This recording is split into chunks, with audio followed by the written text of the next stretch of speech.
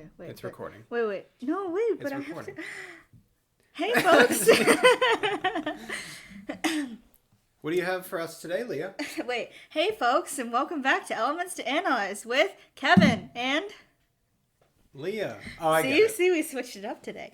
Okay, so I made a new version of the theme song because Kevin was very critical of it last time. I wasn't really hurt my very feelings. Okay, fine. And, yeah, so I made a new one. It sounds a bit robotic to me. Is it recording? Mm-hmm. Oh. And our good friend Ryan, hey Ryan, he is a fantastic musician, so he's going to help out. But, like, we don't know that. This is what I have so far, okay? It's the same thing, and I don't know how you're going to like the drums. Just play it. Goodbye. Okay. Oh, sorry. Okay, boomer. The sound was off.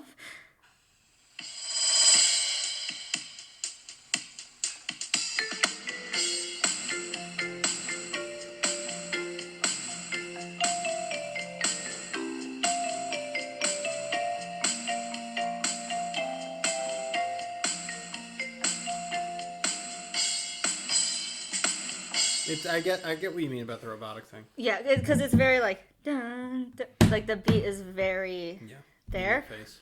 But okay. It's a work in progress. But did you like it better than the last one? I think so. I think if you halved the tempo, like found a happy medium. What do you mean? It was already slower. Yeah. This is too slow. Is it too slow like now? Right now, this is Mama Bear. You already had Papa Bear. You need Baby Bear or whatever it is. You know what I mean? Goldilocks. Like Goldilocks. You need the just right. The just right. Okay. But I trust I only you. spent 3 hours on it today, but really? No, like 5 seconds. Yeah, get out of here. Don't make me feel bad. All right, this week is a big week. Yes. I think we should say that every week. Like the one podcast I listen don't to every click week. Away. Yeah, every week. Like we have so much stuff, and it's the same every single time. You will not want to click out of this episode. Okay. Are you still there? But yeah, ow, fuck. Kevin, you've been hitting your. I know. I've been getting old and old. Yikes. This actually times out well because this week we had prospective grad student visitors. Yes. It was great. And we also had a request for a question from a friend of mine named Angelica, and she asked about the grad school process. Mm-hmm. So, being as how Leah and I are at very different stages of our life. No, that's what I really do think that this is valuable because Kevin has a lot more years between the time he went to college and grad school, and I only have a few months. Yeah. But no, yeah, we definitely have very different experiences. Yes, yeah. So I think it'll be helpful for us to like go through our whole process, I guess. Mm-hmm. Yeah, that's the main point for this one. And then next week we're probably going to get into, Angelica brought up another point about GREs and just standardized tests, which will definitely be its own episode. It's more from an ethical point of view, which is an amazing topic. So I'm excited. But yeah, this week is all about our experience applying to graduate school and kind of how we did it, how we thought about it, what kinds of things. We're going to be super raw. So we're going to give you our scores, our GPA, what we did in undergrad, what got us to this point. Yeah, that's good. Hopefully that it will help someone. I can remember it. It was back in the 80s. Goodness. So yeah, where do you think we should start? So we've already talked about why we wanted to go to grad school, so I don't think we need to get into that. Did you know the whole time in undergrad that you wanted to go to grad school? Yeah, I've known for a Do you think... I've known people that didn't until... What was common for me was med students flipping to PhD. Yes, that came up a lot. Mm-hmm. But I think, like, if you start at the beginning, I think you need to have a vague idea that you'd like to, or at least be involved in some sort of research beforehand. Correct. Yeah. I think that's a really, really good point. PhD programs it's a research degree. A PhD is a research degree. And the harsh reality is that as much as people would love to accept you based off of other things, like your personality, your grades, right? Your research experience matters a lot. And I guess it didn't matter as much. I never had any research experience in chem ed. You didn't either. You at least, you knew about it a bit more, but you didn't do any. There was no research, no formal research. Nope. But I think for me, even doing the research is just the experience. Like, you'll realize if you hate it or not. Yeah. Exactly. No matter what kind of research you're doing, it's a very similar process along Yeah, that's true. across all disciplines. But I think maybe we should start with talking about the things that we did as in order. Well, I guess because I've always known that I wanted to go to grad school, so I can talk about the things that I did to make sure that I was a good candidate, and then you can talk about that. So I think you're right. The first thing is that like you need to get involved in research as soon as possible, no matter what it is.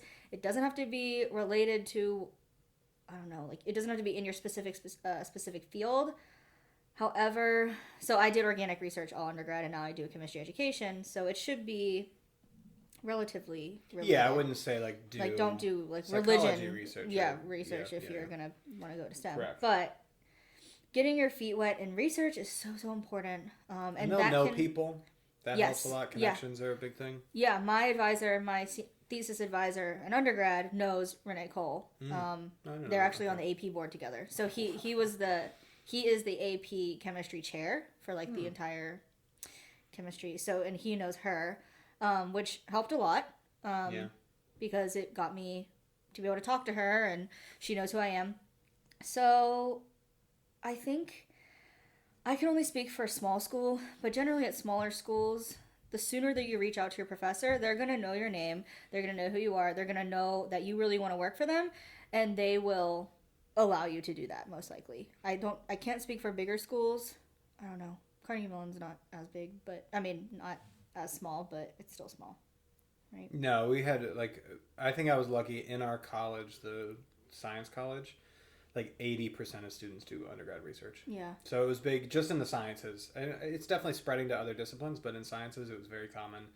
Pretty easy. I worked with 2 different people throughout my time, and that wasn't difficult in any sense.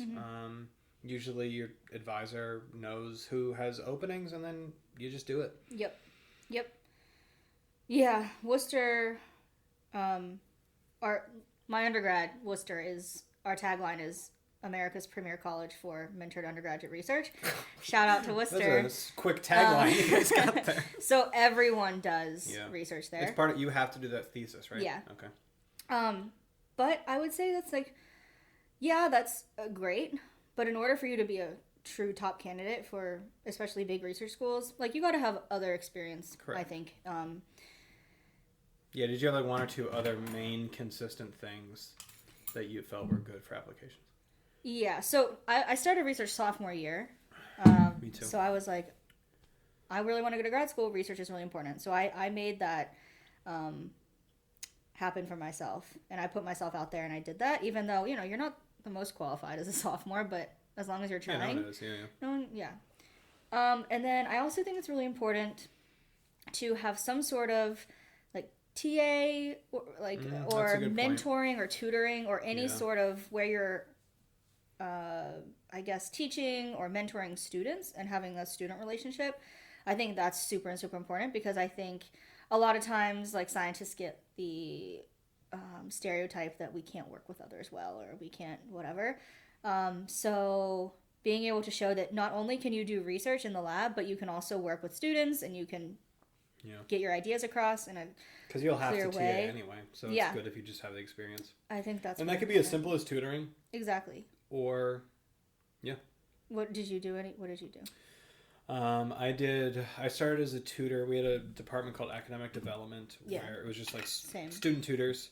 I started that freshman spring. I had also I had a couple jobs throughout undergrad. And one of them was like a tutor for an outside middle school. I did that for a hot minute. And then I quit tutoring because of 1 or 2 students that I couldn't do it anymore. Like that was awful. But then I started TAing for the department when I was a sophomore, I want to say. Sophomore spring. I got to TA organic lab, which I loved. Or wait, no, I took it sophomore spring. So I guess I started junior fall I started that. I also TA'd for physics classes, which I really liked. So I guess, looking back, I didn't think about that, but that was probably good to have. Yeah. I would say those are probably the 2 main things that are very helpful. Okay, so maybe what I would like, if I would be on a piece of paper, you have like consistent research, I think 1 or something consistent teaching thing, and then the other thing I would say is like honestly something totally unrelated. Yeah. Like to show that you have consistency and have other dimensions to you, that you're not only this. That'd be like the additional layer. Did you have that, or no? You just leave us all work. No, so I did. So I think a lot of what I touched on in my application was the fact that I took like a lot of sociology classes and I cared about other issues besides just chemistry research. And so you then talked that up in the applications, you're saying? I didn't talk it up per se, but like it came up. Okay. And then I highlighted music a lot because that was a huge part of my undergrad career. Except for the intro song.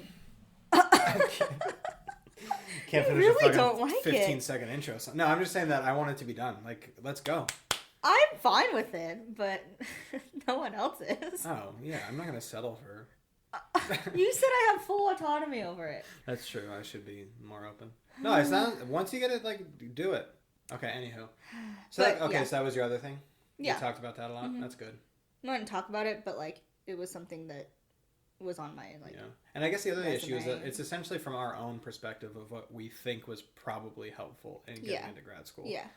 It'd be nice if we could talk to some... I always wished in CMU that they had a program where... And this might be different for grad school, but, like, there was definitely... I feel as though someone was in the room when they were going through my application. They're like, we got to give this kid a chance. Like, someone needs to do it at some point. I want to meet that person. Like, I want to know who it was that was like, Kevin Hunter needs a chance, guys. Yeah.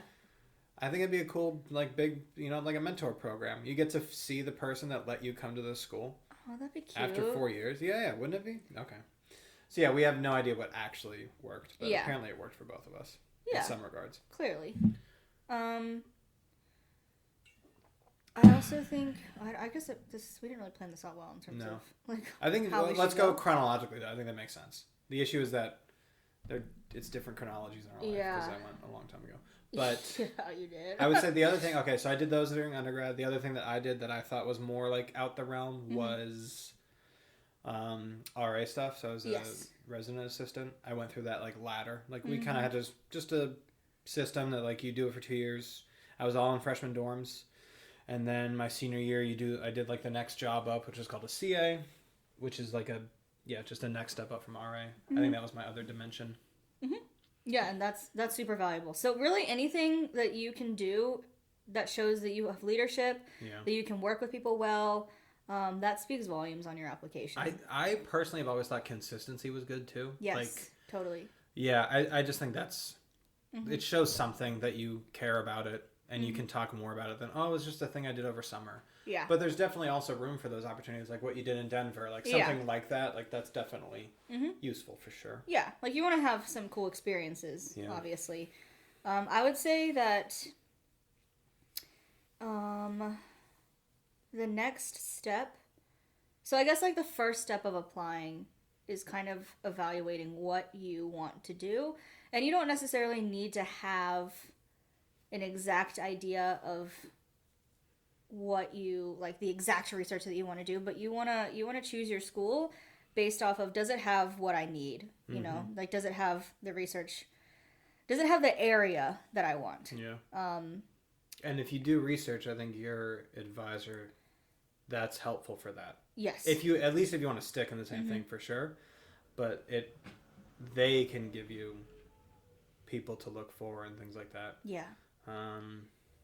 Yeah. So, for example, like very few schools have chem ed programs. Yeah, that made our lives easier. So for sure. yeah, it definitely made our lives easier. But like I didn't know I wanted to do chem ed right away. So when I first was looking, I was looking at like organic programs. Oh, really? Okay. And I went to like, I guess I just looked up. I don't even remember what I looked up. Looking back, I think I'm just bad at finding programs because the students that came this week, like a couple of them mentioned a bunch of different schools. I was like, I didn't know they had chem ed. I had no idea.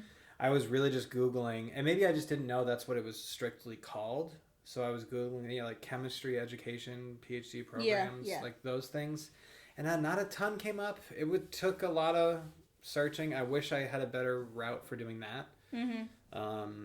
I think it's about who you know. So I think you're going to want to use your professors in undergrad to kind of get their insight on, okay, what schools might have good programs, what schools might have the program for you, who they might know. So definitely reach out. I think like overall, you're definitely going to want to have other people included in this process. Like, you want to have your advisor, your professors really, really involved with you on this journey, because they can offer a lot of insight. So you want to like just know what you want, because you don't want to apply to like a million different schools and find out that they don't really have what you want, and like you're just applying just to apply. Like, you don't I want think to do that. scope, like figure out a reasonable scope. Which this is very different for international students versus Americans, especially in like our institutions. Like, I applied at the same time as someone in Qatar when I was there, and just being an international student, like she applied to a lot more, and it's because it's more nerve-wracking. Right. It's a different ball game if you're international. That definitely changes it. But I think the scope should be like 5 to 8. Yeah. Like, when I hear 10 to 15, that just sounds like so much. It's money, it's time. It makes the decision harder because you have more schools potentially to choose from, which just adds to the confusion. For sure. Yeah. I would narrow the scope as much as you can. Because I don't think it's worth the money. I really don't. And that's something we can talk about in a minute, but the money is a lot. It's really messed up, but so that's the first 3 or 4 years of your undergraduate education. Then you get to senior year, and you have to start doing it. Yep. Is the first hurdle GRE? I would say that's the first practical thing, right? I would say GRE. So prepping for GRE. Did you do a lot of prepping? I tried. I'm very bad. It was hard for me to not be in school mode and study for a test. Yeah. Not only a test, but a standardized test, because I think they're just difficult to study for. They're awful. Like, the math was, I liked the math more, so that wasn't as bad. I had to learn a lot of probability and statistics that I had just never learned. I don't know what it is, but like, if English is your first language and you have to study for an English test, you just see no point. Yeah, it's just very hard to do. So ridiculous. I heard great success with flashcards. I didn't really use those, but I think I've heard mostly that was what helped people a lot. Yeah, it was hard to study after being out of school for 3 years at that point. That was definitely difficult for me. Yeah. I studied. I prepared. Well, I had a friend who gave me her GRE books to study with. And I studied. It didn't really help much. It's really hard to study for those things. I like the practice tests. They help. The practice tests help with timing, but that's about it for me. Like, that's a good point. The timing that's a good. Yeah. Because the GRE, the way it's structured, is very strict and just regimented. So that would definitely be the way to do it, is like timing. And I found that the scores I was getting on practice tests it mapped well. So I think that's it's a good gauge when you do the practice test. You can at least get 1 or 2 for free through different means. If you like sign up for Kaplan, stuff like that. Yeah, my practice tests were always way higher. Oh, really? Because like I just have test anxiety. So like that's another factor. Whatever, but they are useful. So yeah, you can get 2 for free through a GRE. And then there's stuff online that you can find. Yeah, I was lucky, CMU, like through our library, they had a bunch of resources. I got something called Magoosh, which was just I know Magoosh. Yeah, like it was helpful. Did a lot of math practice. Just a test bank of questions. Yeah. So I would say, if you're going to take the GRE, I would say, depending on your confidence in standardized testing, you should probably take it at the. I was thinking by August, September. September. Yeah, I would say September is probably. Yeah. If you are like not confident in your test taking, I would take it in August. Yeah. That way you have time to take it again. Yeah. I think October is kind of like the last month you take it and have it go for scores, so it probably makes sense.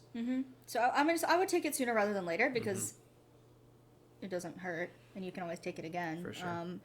That shit's expensive. It is. Like, you don't want to take it more than you have to. Which is why I actually took it. So when I was a senior, I didn't know that at that point. Like, at that point, I was like, oh, yeah, I'll still go to grad school. I paid for this shit and didn't take it. Because I was, so I did that. I also, when I was a senior, paid for the chem one. I took the chem one. But that was just useless now. Like, I took that 5 years ago.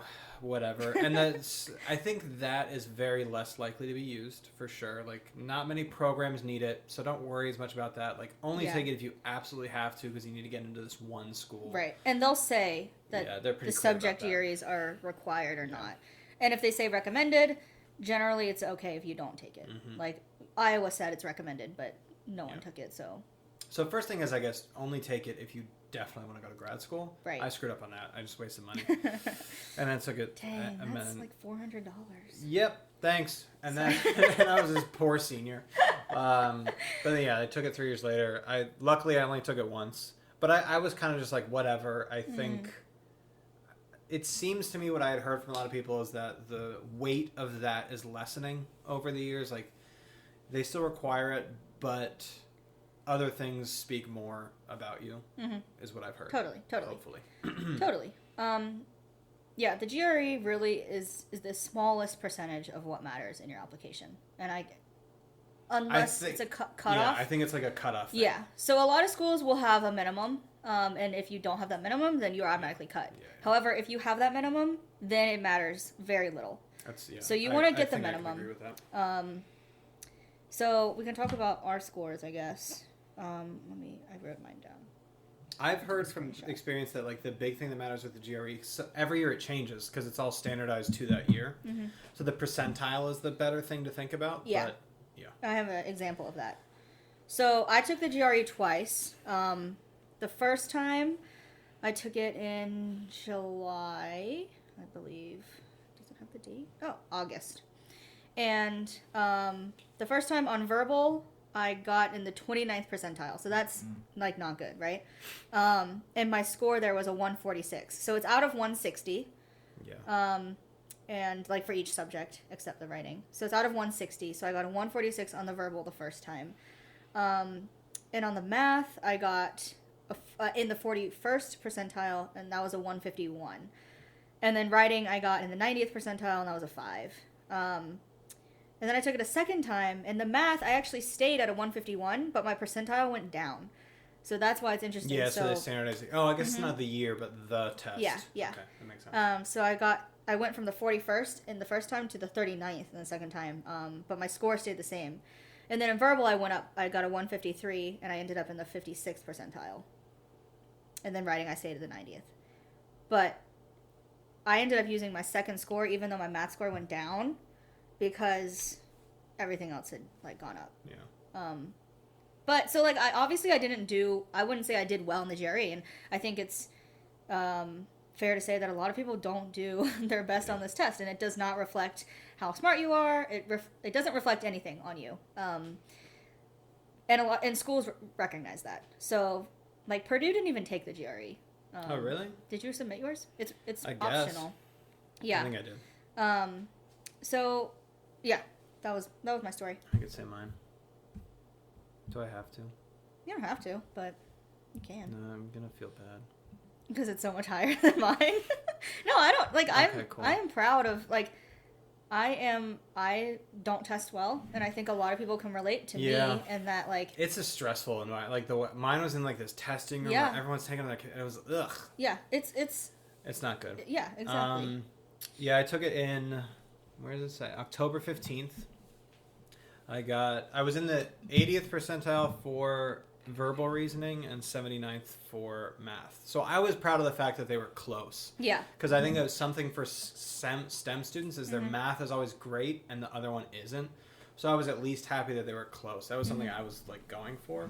Mm-hmm. So it worked out. My writing was 57th percentile. I got a 4. I just can't do it. I think it's last, and, like, I don't know what it is. It's first, but... Is it really? That was first? Oh, fuck that. But so... Oh, yeah, you can see January 9th, 2015, not available because I didn't take it.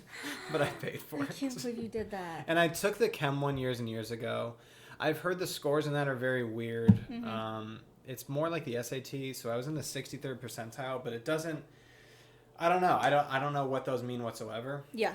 I've heard that it's skewed because international students study really hard for it. Because that's, I've heard that too. Yeah. So because they have to. Because it's kind of their only marker for... Right. Unfortunately. Which adds to the whole international student thing. Mm-hmm.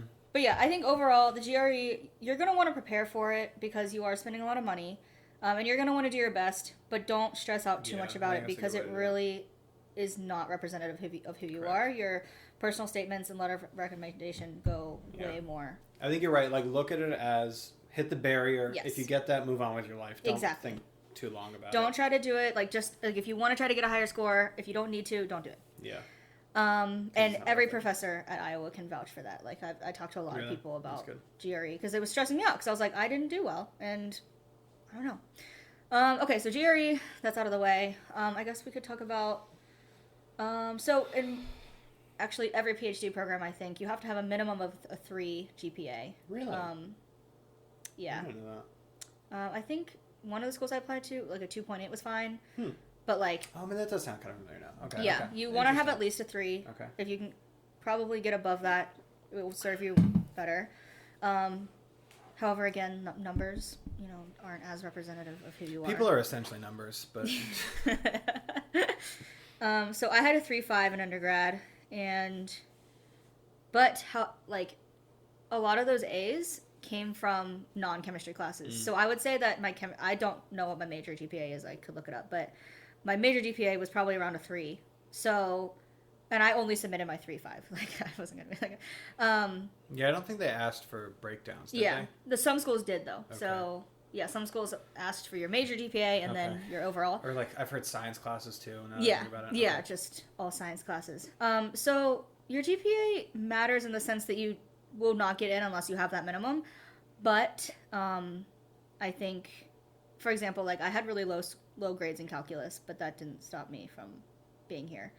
I think it's overall as a whole. They like to see progression. So if you, for example, a lot of people, they get so stressed out, they have like a C in general chemistry, and then, but then you can work your way up. They like to see that. I think it's how mine were. I was around that for mine. And then, but my story, and this is like the proudest thing of my undergrad was I did pretty bad the first 2 years and then did really well the second 2 years. Yeah. I just and I think that probably reflects something, hopefully. I don't know. Yes. Yeah. But I figured school out and did a lot better. So I think that reflects more my GPA than just the final number. Totally.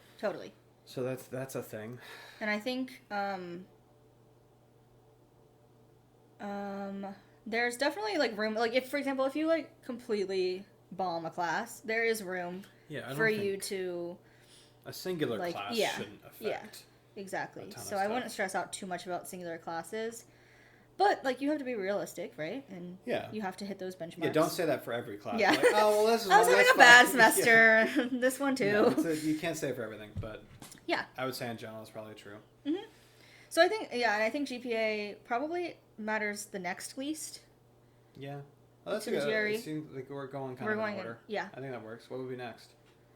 I think that it's... I mean, personal statement might be the top. I think personal statement's for sure the top, and I think letters of rec are next. That would be next, yeah. So who did you ask for your letters of rec? Well, that's a good question. Or like, you don't have to say the names, but just. I asked who did I ask? Oh, okay. Okay. Can you remember? I asked my undergrad advisor in chemistry. So she's like the advisor to all undergrad students in chem. I had taken at least one class with her. Didn't do that well in the class. But then also, so the big theme of my application, I think, was I had to take advantage of me having work experience. Like, that's what I took.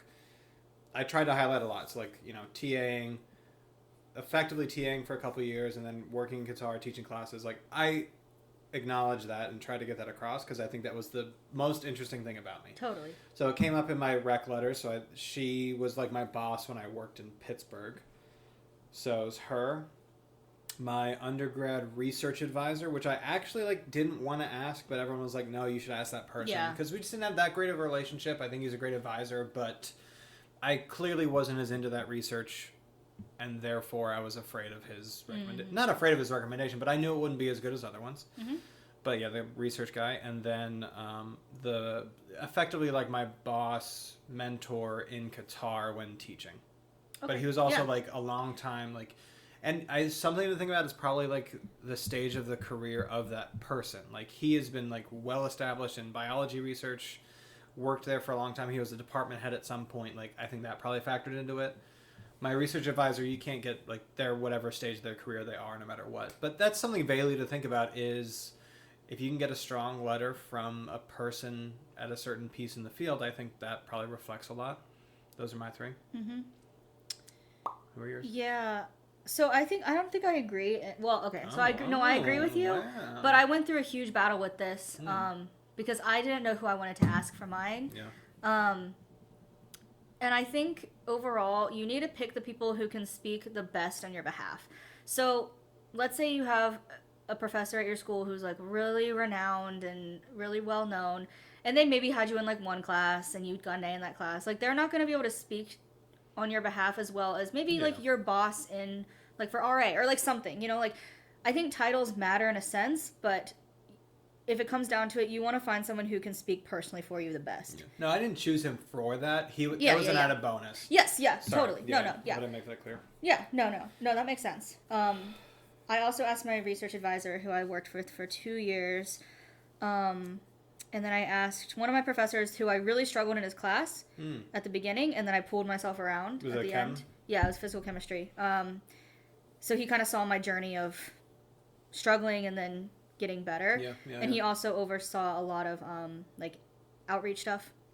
And then that's good. I asked my mentor from my Denver program. So this is where I was like at the I don't know, because I wanted to ask my mentor from Denver, who was just like a middle school teacher. I shouldn't say just. Like she didn't have a PhD or anything. So but I could have asked another professor from Worcester to write me. So I was like, should I ask someone with a PhD or should I ask someone who can really speak to my behalf but doesn't have a PhD? And everyone was like, you need to ask the person who can speak the best for you. So I asked her. But yeah, and then I had a 4th one just in case, who was just like my mentor or my boss for tutoring. So yeah, I think I was lucky that because CMU and the chem department and everything was small, it wasn't hard for me to have developed like better relationships with certain faculty. But that's especially this big school, that's a struggle. So like, I would say if you're really thinking about like you'll have your research advisor. Hopefully it's a good one. And then if you could get another faculty person that you've taken a couple of their classes, you just have a good relationship with them. I think you're well on your way. Yep, I think 2 PhD people should have at least 2. Discipline, hopefully. In that discipline, someone who can speak well. And then the 3rd potentially could, I think it's someone like I debated actually asking my RA advisor from years ago because I think we have a great relationship. She's a writer too, so like I would that the novel. I have I have a rec letter saved from her from years ago that I read every once in a while. But and then I remember asking people and they're like, no, you should ask like your old research advisor because he was one I just hadn't kept in contact with, but I did eventually and it was probably for the best, honestly. So just a few tips on asking people for letters of rec. So you want to ask them as early as possible, but not too early so they forget. But you want to ask them as early as possible, at least 6 weeks. So I can't tell you. Honestly, I completely agree. Yeah, and they have so many, especially at small schools, they have so many letters to write. So you want to ask them as soon as possible. You also want to send them your resume and your personal statement. So you want to have at least a rough draft of your personal statement before you ask them so they can read it and they can write so it kind of matches your personal statement. And definitely, I just asked mine. I was like, oh, and let me know what you would want from me. Yes. Don't I think it's kind of weird if you just say like, here's my resume. Oh yeah, don't do it at first. Like, don't do it when you first ask. But I'm pretty sure they all asked at least for personal statement. Yeah. I probably sent the resume to 1 or 2 of them. Yeah. Okay. I also included a list because like with as many letters as they write and as many students who ask them, they might forget or they might associate you with someone else, whatever. So I wrote down a list of things that I wanted them to hit. And that's not like, and my advisor was like, I really appreciated this because it kind of comes across rude, like not rude, but oh, I want you to talk about this, this, and this. But he was like, I really appreciated that because sometimes I do forget what you did, because there's so many. So I was like, I need you to talk about this because that is gonna, I don't know. Something I thought of too. I sent a Word doc that had the programs I was applying to, the dates, the title of the program, and just like usually there's like one paragraph that summarizes the thing on their page. I sent that, and I think that was probably helpful because I applied also to a couple different like it was different departments and different, like one of the schools I applied to at Stanford was like learning sciences and technology design, like totally different. So I made sure I was like, this isn't a PhD in chem, you know? So that's make sure a really you do good that. idea. Yeah, I did that too. Which wouldn't come up as much if you're not chem ed probably, but there's like small differences like Department of Biochem, whatever. So just make sure you like the last thing you want is for them to write the wrong program on your letter. So yeah, as much information as you can get and as organized as you can with them, they are doing you a huge favor. So like you wanna give them as much as you can. And my biggest tip is write a thank you note afterwards. Write it in like a handwritten note. Write a thank you letter. Get a candle with wax. Seal the back. Yep. No, you don't do that part. Okay, red alert. We're at 35 minutes. I think you're crazy if you think 35 minutes is how. Yeah, sorry. Yeah, we'll just keep going. I don't think you're crazy. So letters of record are important. And then I think the most important is your personal statement. Yeah. What was your theme? My theme was why I enjoyed my lab so much because they allowed me to see the concepts that I was learning in class in action, and why you're like into like the organic research lab, I assume? Yes. Okay. Or I guess just in no. So this was for like chem ed. What do you mean? What are you doing? Oh. I'm checking my pudding. Oh, so excited. Yum. So I talked about how, so in my personal statement for these chemistry education programs, I talked about how I wanted to bridge the gap between application and learning in the classroom. So that I really loved learning, but then I wanted to see it in action in the labs. And then I talked about how a lot of times chemistry curricula is centered around memorization and how that's not good. And I kind of just like talked about my own experiences tutoring. I never really, now that I think about it, I didn't really talk about myself except like in the very beginning. And then I talked about what I observed from others. Yeah. And then I obviously had a section on why I wanted to do the research at that school and with this advisor. But yeah. I think you reminded me, I remember, so I had like I said before, what I try to play up the most is just like my teaching experience overall and like how, and I think I was lucky also to be able to say, I knew I didn't want to apply to grad school 5 years ago, but now I do. I talked about that because I think that's really valuable. Yeah, just to say that like I'm pretty sure now, like I figured it out because so many people apply, took advantage of the teaching experience, so I focused on that, and I essentially had like say an 80% consistent for every school, and then there was always that paragraph where edit some few sentences to make it be like, oh, and this aspect of your like. Yes. I think that's important. Yep. Maybe ideally you'd write it more personalized for each, but that's just ain't nobody got time for that. Yeah, like, and it's so short. So generally they're like one page. Yeah, right. Which is really hard to do when you want to talk about yourself, right? Some schools will have a research statement and a personal statement, so that takes that's good. I don't think I had any research statements. Oh, Iowa did. Oh. Did you not submit it? No, I must Yeah, have. Iowa had a research statement and then a personal statement, which was nice because then you could talk about all your research in one and then just your personal in the other. I really don't remember. You probably did that. I know Purdue had a diversity statement. I did that. Which was very hard to write as a white male. So luckily I taught in a different country for a couple of years. I could talk about that at least. But I had no idea what they were going for in that. And I get the point of it, but it's so weird to be like, yeah, I care about it. Yeah, that's it. Like you almost just want to say that. Like, but it was just I had difficulty writing that. So yeah, there'll be different statements. I think those are the most common ones. Yeah, and I think overall, so people ask me overall tips about personal statements. And I guess, like, my biggest thing, and it sounds so cliche, but it, like, really is to write from the heart. Because they are so used to saying all these cliche, in 8th grade, my science teacher inspired me to be a chemist. Like, they see so many of those, and they can see right through that. And they can also see right through people who aren't serious about the degree. So, like, I really say just, like, write from the heart, and, like, first of all, why you deserve to be there, but also why that school. Because, like, you can just use whatever. Like, what about that school and those researchers are why you want to be there for the next 5 years? Yeah, I just struggle with that. I have a hard time with personal statements. Cover letters, all of it. I think it's difficult. Yeah. I had a few people read it, which was very helpful. You don't like to brag about yourself. I hate it. It was easy for me. Oh, God. And I couldn't, it was just, like, hard. But luckily I had my friend Pia read it, which was very helpful. She teaches English. But I think if you have someone like that read it, that's a good way to do it. As many people as you can get to read yours and give feedback. Sucks. Like you hate it because you like, especially I think when you struggle writing things like that, you eventually work up your courage. Like, no, like I wrote it well, like I did good, and then you get someone, they're like, no, and you're like, oh, okay. Yeah. It was just so it's a hard process. Start early.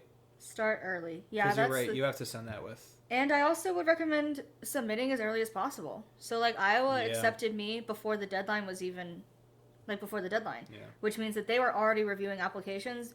And this was true with a lot of people I know, is that they were accepted before the deadline, which means that they liked you enough to extend an offer before they even saw everyone else's applications. So you want to try to get them in as early as possible.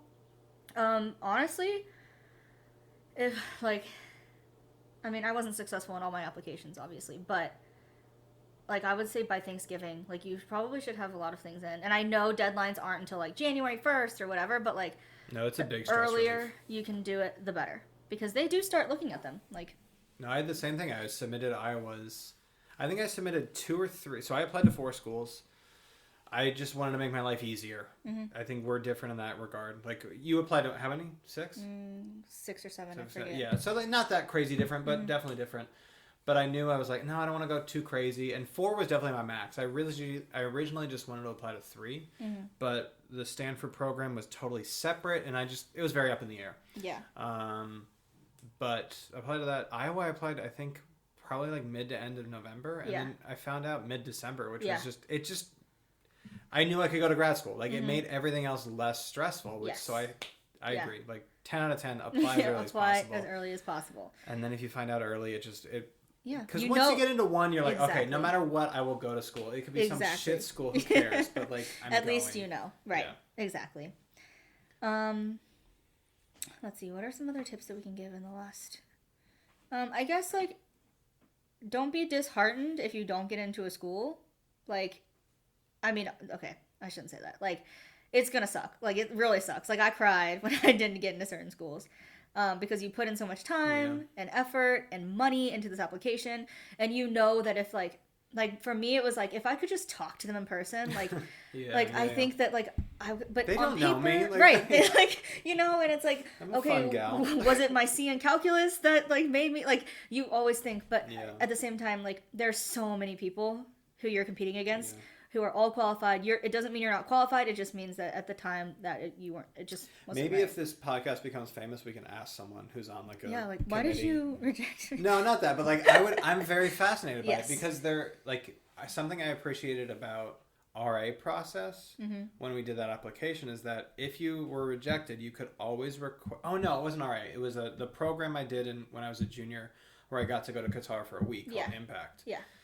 The woman who runs it would always extend an invitation and say, hey, like, if you didn't get it and you want to talk about it, come back in and we'll talk about your application. Yeah.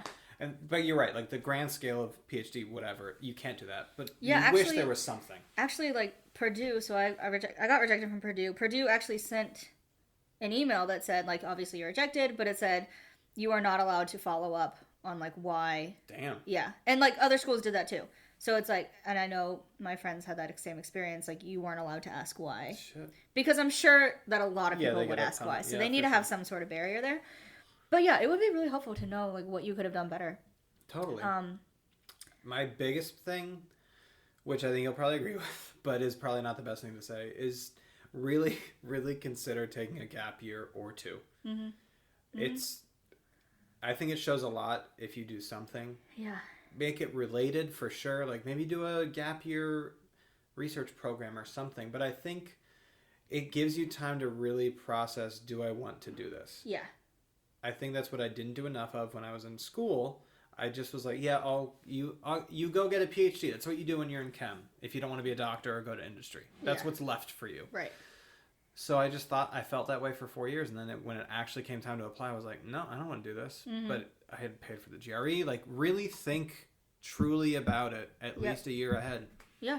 Yeah, it's not something that you just do on a whim. Yeah. And I think a lot of people are like, oh, I guess I'll go to grad school and just, like, apply. Yeah. Like, it's so much money. Like, I spent, and I spent probably $900 on all my applications. And with It's tests and with stuff, the test yeah. and sending out your transcripts, like it all adds up. Yeah. And there's application fees. It really is not worth the money if you just kind of think that you want to go.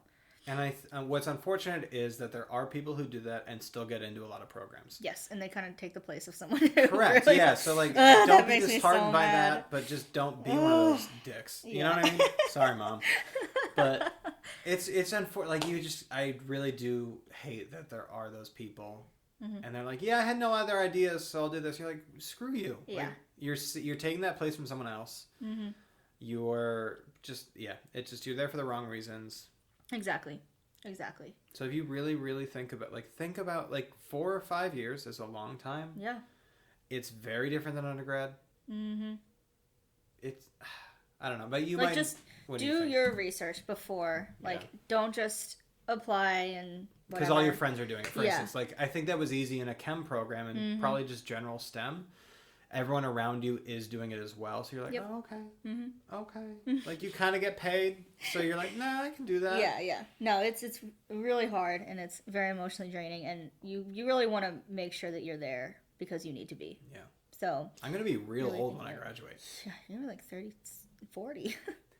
Shoot, I'm only gonna be the ripe age of 26. Oh my god. Isn't that crazy?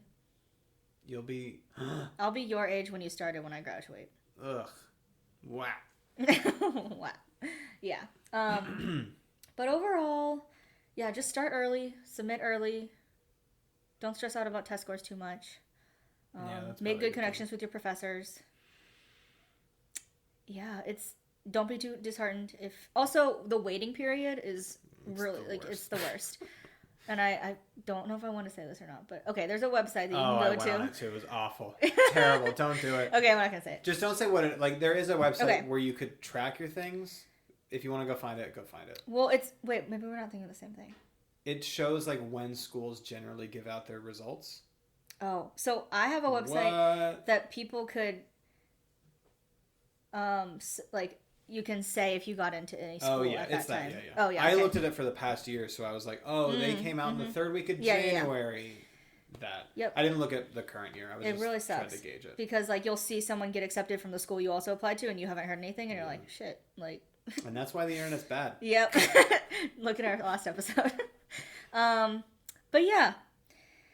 If you have any questions. Oh yeah, email number 2, analyze. I finally, after a suggestion from a friend of mine, I did put the email in the description of the videos, which I don't know why I never thought of that. What else should we put in there? I debated also being like, no, I have nothing else to give. Should we give our phone numbers? Just put those in there too. Should we link our resumes and everything down in there? Like, maybe I'll put my website. Our addresses. Just send us mail. We should get a P.O. box. For what? For all the letters we're gonna get from our fans. All 21 fans? Yeah, thank you all so, like, honestly, like, thank you so much for 21 subscribers.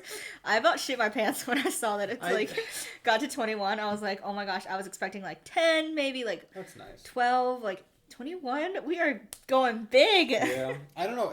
Thank you for reminding me, because in the beginning, when I looked at it, I was like, oh man, we could do, like, I want more. But, like, I remember on the first episode or something, I was like, if you really think about it, if 15 or 20 people got something from this, I would be happy. So, it grounded me. Thanks, Jinhee. You're welcome. All right. So, yeah. See, any we're in a questions? weird spot. So it's 48. Are you, like, to the audience? Any questions for anyone? Oh, yes, you in the blue. Hi, I was wondering. No, we should bring in one of our friends to pretend. Let's do it. Okay. No, you're whispering. See, now we're at 49 minutes. So we just post this as one episode, or do we split it into 2? No, I don't know why you think that's a good idea. No, we'll just do one episode. It'll be long. It's fine. You were just like... No, but how are we going to break it up? Because then it's just going to abruptly end. It. Oh, that's true. I didn't think about that part. Like, we can't say bye. Okay, well, so yeah, any questions, just send them in. We are kind of past the application process, but for anyone who is applying maybe in the future. Thank you for the support. Next week we'll be talking about the ethics behind grad school and college in general. So yeah.